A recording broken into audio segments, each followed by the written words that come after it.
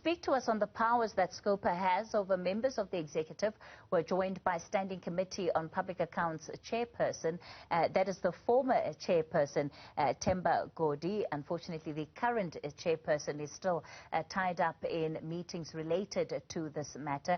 Mr. Godi, good evening to you and thanks for your time.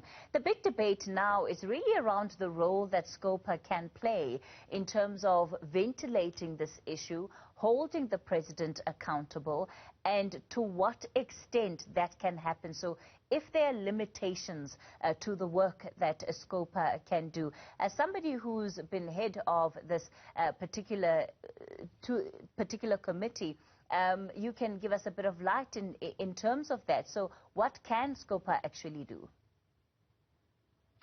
Thanks very much for having me. Yes, it is indeed a very unique and interesting case. Most often than not, members of the same party defend each other and it is the opposition that attacks. But here we are, Scopa is saddled with a case brought by a member from the majority party, which I must confess that it is very standard in Scopa to get requests from members of the committee to investigate this or follow that particular issue. And in this instance, Scopa is firmly within its rights to hear and discuss this matter. I'm sure we would have noted that even the legal opinion from Parliament actually confirms that Scopa has a right because the powers that it has, and I was smiling because one of the clauses in the rules that were read, I remember that we deliberately inserted it, which said any reports on financial expenditure, because it was not there, which then gives it wider powers to get involved on any issue that relates to any expenditure of public funds.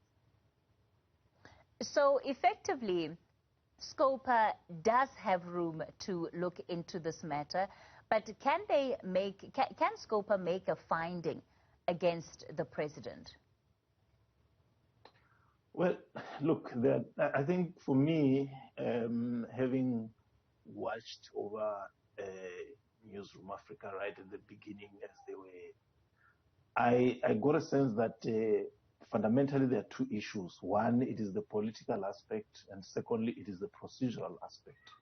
At a procedural level, Scopa or any committee of parliament has the right to summon anybody to come before it and produce information.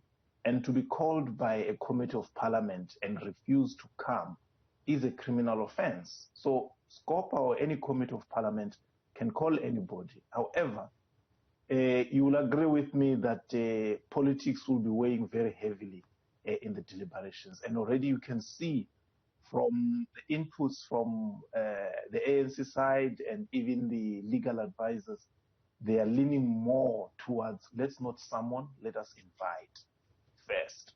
Secondly, let's not invite the president to personally come before the committee, let's rather write. I know they're still debating, but you can see that there is a leaning towards let's rather write, because Kathy, you will agree with me, it is the first time that a committee of parliament would have called the president to appear before it. There is no precedent. I wrote to President Zuma calling him to appear before Scopa, and what he did, because I was calling him as the chairperson of the cabinet subcommittee dealing with SASSA, he just changed himself as chairperson and appointed Jeff Hadid. So it is a new field that Scopa is traversing in terms of, calling the president to appear before it.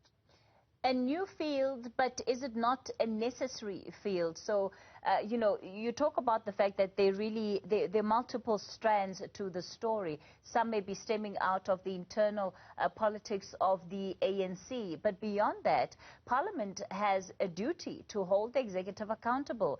And we've come out of a period where Parliament itself was found guilty of having neglected that responsibility.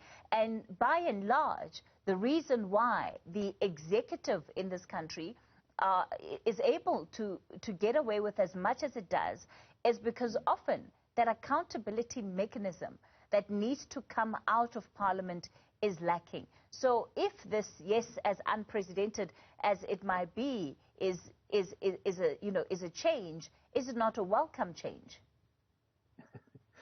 I fully agree with your analysis. It is a welcome change because the rules of Parliament are broad. They are unlimited. But at the level of implementation, you'll recall that when I came in, ministers were not appearing before Scopa. It was just officials. It was a no-no, but we changed that.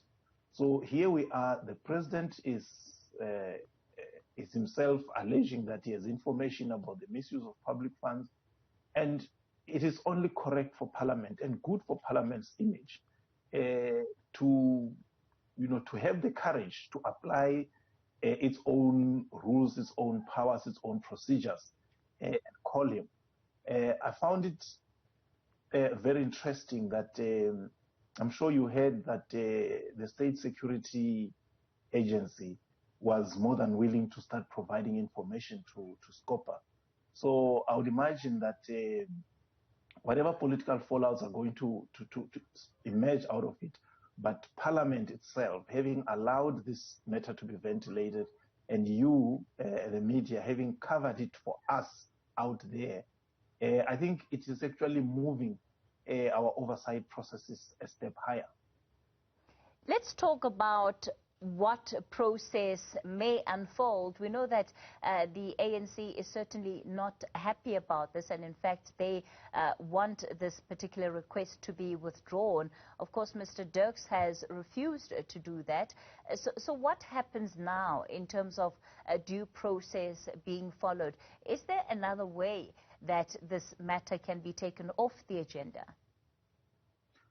No, I don't think so. And listening to the inputs, even coming from the ANC, they realize that they are in a catch-22 situation. I mean, the president came to power on the ticket of transparency, of accountability. So it can't be that when he's called upon to account, then he seems to be behaving in a way that is inconsistent with the reputation that he had sought to cultivate of himself. However, what can happen at the process level is that I suspect the committee is going to say, no, we must write to the president to ask for further information that he has and any documentation that he has. And what will happen is they might get information that says from ESCOM, this amount of money was taken for this particular purpose.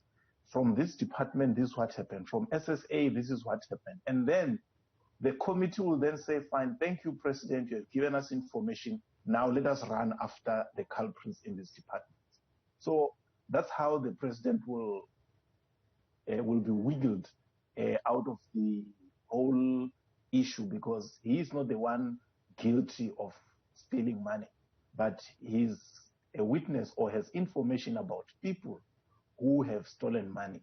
However, it can only backfire if the other side can also say, no, we're also aware, and provide the committee with information that we're also aware that so-and-so also took public money to support the president. Then it becomes an endless internal fight within the ANC, just as we've seen at the Zondo Commission. It became a mudslinging process within the organization. So even this one, I look at it in that context, that they will want information which will be about what happened in what department or what organization. And then the president is on the hook, and their focus will be on those departments or those officials. Of course, if we also take a look at what the presidency spokesperson in the ANC, Sibongile Besani, has had to say on this issue, he says the president effectively has been misunderstood, that he was saying that it's unacceptable for public money to be used in campaigns. So if that comes back as a reason, do you see Scopa still having a mandate to go further? I think, well, the presidential spokesperson, look, that's his duty to spin things out. I mean, we all understand English. That's not what you are saying. But worse still, if that's what you are saying, then he must cooperate in rooting out and pointing out those corrupt individuals. So it does not change the substance, the fact that the president says he knows. I mean, he said he's prepared to fall on his sword to protect the image of the ANC. And it was quite a challenge for Parliament, especially the ANC benches, to say, but what do we do? They must protect their party, but at the same time, their parliamentary processes. And I think that's where people like the chair of chairs, Mr. Frolik, would have weighed in very heavily to say, look, there are parliamentary processes. We can't circumvent them. Let's use the processes to manage this entire process. So, firstly, as you can see, the committee is moving away from summoning the president, so we won't have the embarrassment of being summoned.